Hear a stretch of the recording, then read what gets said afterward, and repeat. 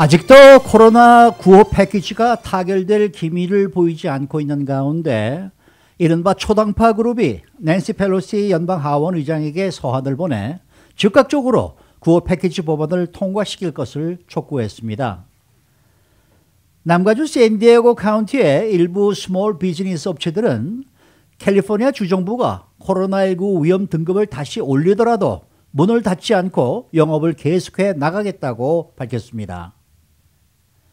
코로나19 사태의 장기화 속에 미국 경제의 가장 큰 문제가 가난한 사람들이 너무 많다라는 지적이 나왔습니다. 오늘은 이러한 주제들을 전해드립니다. 주영수 국장 어서 오십시오. 안녕하십니까. 네. 우선 워싱턴 정치권의 이 구호 패키지 협상이 지지부진하자 결국 연방 하원 의원들이 집단으로 지금 행동에 나섰네요. 그렇습니다. 이 민주당과 공화당의 초당파 그룹이죠. 이 초당파 그룹 의원들이 공개적으로 나섰습니다. 민주당 소속으로 초선인 그 자렉 골든 메인주 연방하원 의원이 어제 다른 동료 초당파 그룹 의원들과 함께 낸시 펠로시 연방하원 의장에게 연대 서명이 들어간 서한을 보냈습니다. 네. 이 서한에서 자렉 골든 하원 의원 등 이 초당파 그룹 의원들은 연방하원이 조속히 코로나9 패키지를 통과시켜야 한다 이렇게 얘기했고요. 통과되면 즉각 연방상원으로 통과된 법안을 올려야 된다. 네. 이렇게 얘기했습니다. 이 서한은 자렉 골든 연방하원 의원 민주당 소속 그리고 또 다른 민주당 소속 의원 그리고 2명의 공화당 의원 그러니까 민주당 의원 2명 공화당 의원 2명 4명이 그 주도해서 작성한 것으로 그렇게 알려졌고요. 이 4명 외에도 초당파 의원 그룹 34명이 서명했습니다. 그러니까 동참한 거죠. 그러니까 총 38명이 이번 서한에 참가한 그런 상황인데요. 이들 초당파 그룹 의원들은 코로나9 패키지 법안이 통과될 때까지 연방하원으로 통과될 때까지 모든 연방하원 의원들이 그 의회를 떠나지 말고 자리를 지켜야 한다. 이렇게 얘기했습니다. 그래서 이번 회기가 끝나기 전에 반드시 법안을 통과시켜야 한다. 이렇게 강조했습니다. 어쨌든 이 초당파 그룹 의원들 이 당파적인 시각을 좀 벗어나서 이게 뭔가 마음을 좀 합치는 듯한 느낌이 들어요. 그렇습니다. 이 자렉 골든 연방하원 의원 민주당 소속이지만 지난 5월 연방하원 표결 때 그 3조 달러 법안이었죠.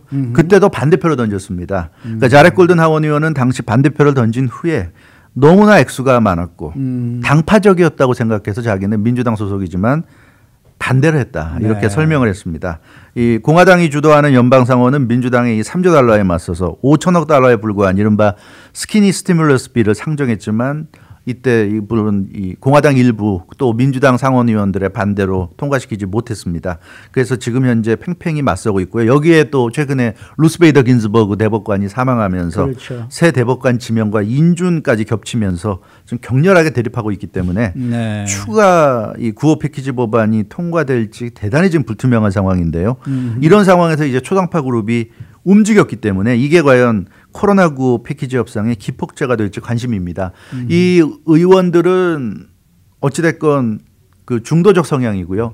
그 대부분 이런 그 초당파 그룹에 속한 의원들은 지역 자체도 완전히 민주당 쪽이라거나 완전히 공화당 쪽이 아니라 좀 스윙 스테이트 같은 그런 곳이 있기 때문에 그런 지역 사정도 분명히 한몫 할 것으로 보여집니다. 그러니까 유권자들이 그 어느 한쪽으로 기울어져 있지 않기 때문에 의원들이 당을 떠나서 이런 행보를 지금 보일 수밖에 없을 것으로 보이는데 실제로 지금 좀 급하긴 합니다. 왜냐하면 연방하원 지금 현재 회기가 10월 2일 그러니까 다음 주 금요일로 종료가 됩니다. 근데 이 10월 2일까지 아무런 그 역할을 못 해낸다면 통과를 못 시킨다면 결국 그 다음 회기로 가야 되는데 그 다음 회기는 지금 박스뉴스 보도를 보면 11월 16일 그러니까 11월 3일 선거 이후나 돼야 가능할 것으로 보이기 때문에 이번 회기가 마지막 기회입니다. 이번 회기를 놓치게 되면 그 다음엔 그냥 선거로 들어가기 때문에 뭐 연방하원 의원들 전부 다 이번 선거에 나서기 때문에 뭐 어쩔 수 없는 상황이죠. 그래서 반드시 이번 회기 안에 성사시키자 이렇게 지금 초당파 그룹이 얘기를 하고 있는 겁니다. 그래서 그 낸시 펠로시 하원 의장에게도 이 서한을 통해서 반드시 통과시켜라 이렇게 지금 압박을 하고 있는데요. 이 의원들 같은 경우는 이 구호 패키지가 통과돼야 아마 이번 선거에서 어느 정도 표를 재선도 좀 달려 있기 때문에 굉장히 지금 적극적으로 나서고 있는 그런 모습입니다. 네. 지금 대표자라고 할 수 있는 자렛 골든 연방 하원 의원, 지금 메인주에서 민주당 소속인데 공화당 소속의 네일 크래프트 전 하원 의원을 상대로 이번 11월 3일 선거를 통해 재선에 도전하는데요. 메인주는 2016년에 트럼프 대통령이 10%포인트를 힐러리 후보에게 앞섰던 곳입니다.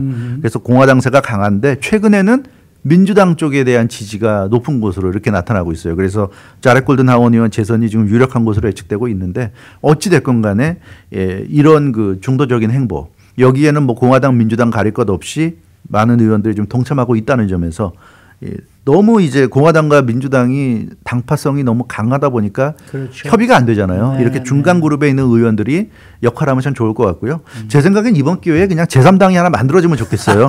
그래서 공화당 민주당의 신문이 난 이제 아마 미국에 말은 안 해도 유권자들 중에 공화당 민주당 정말 둘 다 너무 싫다. 근데 찍을 당이 없다. 이런 사람도 많을 거예요. 그래서 제가 볼 때는 이 중도 그룹이 당 하나 만들면 그러면 공화당 민주당을 좀 이길 수 있지 않을까. 저는 그런 생각도 좀 해봅니다. 네. 네. 자, 그런가 하면은 샌디에고 지역의 이 스몰 비즈니스 업체들 네. 이제는 아무리 주정부가 뭐라 그래도 이제 문 안 닫겠다 네. 이렇게 선언을 했어요. 네. 네. 그 이제 가을이 지금 왔고 이제 겨울이 다가오는데 그러다 보니까 코로나19 창궐이 다시 지금 우려되고 있습니다. 네. 일부 스몰 비즈니스 업주들이 코로나19 창궐로 인해서 다시 이제 행정명령이 강화될 가능성이 지금 제기되면서 일부 스몰 비즈니스 업주들이 지금 반발하고 있는 상황인데 특히 그 샌디에고 같은 경우는 남가주 카운티 중에서 가장 먼저 네. 그 레드로 내려간 곳이잖아요. 그렇죠. 예, 그런데 최근에 샌디에고가 너무 일찍 내려가서 그런지 다시 코로나19 수치가 지금 올라가고 있습니다. 네. 그래서 그 레드로 내려갔다가 다시 그 위로 다시 올라간다, 퍼플로 올라간다. 지금 그런 얘기가 나오고 있기 때문에 지금 샌디에고 지역 스몰 비즈니스는 그러면 다시 문을 닫아야 됩니다. 그렇죠. 그렇기 때문에 지금 여기에 대해서 지금 반발하고 있는 거예요. 샌디에고 지역의 CBS 방송이 어제 보도한 내용인데 일부 스몰 비즈니스 업주들은 캘리포니아주가 설사 다시 퍼플 등급을 샌디에고에 내린다 하더라도 자기들은 문을 닫지 않을 것이다. 영업 그냥 할 것이다. 이렇게 지금 얘기를 하고 있습니다.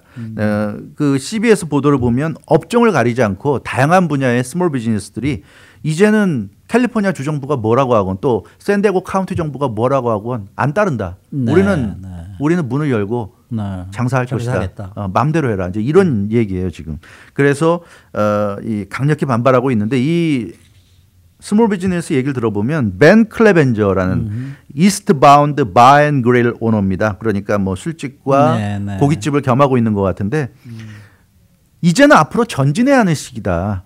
더 이상 후퇴할 수는 없다. 언제까지 이렇게 문 열었다가 다시 닫고 열었다가 닫고 언제까지 이럴 수 있느냐. 이래서는 안 된다. 이렇게 강력히 얘기하고 있고요. 캘리포니아주가 무슨 조치를 취하건 자신이 운영하는 이스트바운드 바 앤 그릴은 전체 인원의 25% 한도 내에서 실내 영업을 계속할 것이다. 그러니까 네, 네. 지금 현재의 그 프로토콜은 지키면서 네. 영업은 계속하겠다 이런 뜻을 밝혔고 많은 그 샌디에고 카운티의 스몰 비즈니스들이 지금 이런 뜻을 나타내고 있다고 합니다. 그런데 뭐 샌디에고뿐이겠어요. 네. 여기 있는 LA에 있는 분들도 마찬가지죠. 사실은 이런 생각을 많은 사람들이 하고 있습니다. 네. 네. 물론 그 이유는 뭐 우리가 상상해 가는데 이 사람들이 내세우는 가장 큰 이유는 네. 뭐예요? 언제까지 영업을 하지 못하도록 막을 수 있느냐는 거고 그게 과연 코로나19에 대한 제대로 된 해결책이냐 이거예요. 네, 예. 네, 네. 그러니까 그렇게 막아서 몇 달이고 가서 코로나19 문제가 완벽하게 해결된다면 감사할 수도 있겠지만 그게 아니란 게 이미 증명이 되고 있는데 그러면은 밑도 끝도 없이 뭐 이게 한 달이 더 갈지 두 달이 더 갈지 6개월이 더 갈지 알 수 없는 이런 식의 상황을 갈 수 있느냐 이런 얘기예요. 네. 아무리 코로나19가 위험하다고 하더라도 기본적인 생활 기본적인 활동을 하면서 이겨내는 것이 맞는 것이지 이렇게 무조건 아무것도 하지 못하게 막는 것은 올바르지 않다. 네, 이게 그 이 스몰 비즈니스 오너들의 지적입니다. 사라 크랜스키 레시시프트 샌디에고 오너 같은 경우도 캘리포니아주가 어떤 행정명령을 내리는지와 관계없이 자신은 영업을 그대로 유지할 것이다 공언했는데 이런 얘기를 했어요. 이 사라 크랜스키 오너는 더 이상 프리머니 받기 원치 않는다. 이렇게 문 닫게 해놓고서 어려우니까 도와줄게 하고 뭐 스티뮬러스 패키지 통과시키는데 필요 없다는 거예요. 없다? 하지 마라. 우리는 우리 스스로 일해서 돈 벌면 되는데 왜 우리가 일해서 돈 버는 걸 막느냐. 그냥 놔둬라. 그럼 너희들이 우리한테 돈 줄 필요 없다. 우리는 그런 프리머니 바라지 않는다. 이런 얘기를 지금 그 사라 크랜스키 오너 했습니다. 그래서 그 샌디에고 지역의 스몰 비즈니스 오너들은 캘리포니아 주정부가 더 이상 셧다운 해놓고는 이게 대책이다 이런 식으로 무책임한 얘기하지 말란 얘기죠. 이건 뭐 각 카운티 정부도 마찬가지고요. 그래서 어떻게 안전하게 일할 수 있는지 How to reopen safely 이거를 정부들이 좀 연구하고 신경 써야 되는 거 아니냐 이런 지적을 했다고 그럽니다. 근데 이제 한 가지 다행인 건 원래 어제 게빈 뉴섬 주지사가 샌디에고 카운티에 대해서 퍼플 등급으로 올리는 발표를 할 것으로 예상됐는데 다행히 샌디에고가 아슬아슬하게 레드 등급을 지킬 수 있는 그런 그 수치를 나타냈다고 합니다. 그래서 이 퍼플로 좀 오르진 않았다고 그래요. 그래서 이 캘리포니아가 발표를 하진 않았는데 아무튼 그런 거랑은 떠나서라도 이 스몰 비즈니스 업주들의 이런 주장은 좀 이해가 가네요. 주정부나 카운티 정부들이 좀 새겨들을 필요는 있을 것 같아요. 네, 그렇습니다. 또 그런가 하면은 코로나19 사태 장기화로 미국 경제에 위기감이 고조되고 있는데 가장 큰 문제는 가난한 사람들이 너무나 많다 이런 지적이 나왔어요. 네, 그렇습니다. 가난한 사람들이 너무 많은 게 지금 미국 경제의 가장 큰 문제다는 지적인데요. 투자회사 오너면서 또 작가면서 경제 전문 채널 CNBC의 기고가인 마이클 파가 미국 경제의 가장 심각한 문제로 바로 이것 가난한 사람들이 많다는 것을 꼽았습니다. 이 소수의 최상위 부자들을 싫어하고 그들이 문제라고 여기는 그런 사람들이 많은데 어떻게 보면 그 소수의 부자들의 돈을 좀 세금 같은 걸 강하게 매겨가지고 많은 사람들이 공유하면 더 나아지지 않겠는가 이렇게 쉽게 생각할 수 있지만 실제로 관심을 가져야 될 것은 소수의 부자보다는 다수의 가난한 사람들이다. 이런 주장을 하고 있어요. 그러니까 미국에는 가난한 사람들이 너무 많고 그게 문제인데 지금으로서는 그 문제를 해결할 뚜렷한 대책이 없다. 해결책이 없다. 이게 문제다. 이렇게 지적하고 있습니다.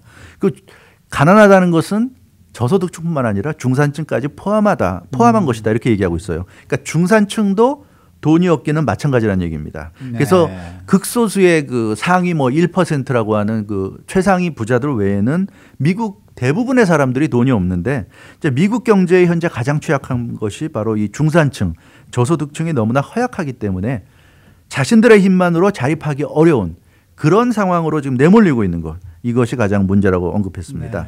중산층과 저소득층이 단단해져야 생산과 소비가 모두 제대로 이루어질 수 있고 한 나라 경제가 정상으로 돌아갈 수 있는데 이게 지금 미국 경제는 심각한 좀 위기라는 얘기입니다. 그럼 뭐 가난한 사람들 숫자를 줄이자 그러려고 그러면은 가장 쉽게 떠오르는 게 임금을 좀 올려주자 뭐 이거밖에 더 있겠습니까? 그렇습니다. 그래서 이 마이클 파도 결국 임금 인상이 필요하다는 얘기를 하고 있어요. 미국 경제에서 지금 중요한 게 실업률이 낮아진다고 얘기하고 있는데 실업률이 낮아지는 것보다 더 중요한 게 임금 인상이다. 이런 주장을 하고 있습니다.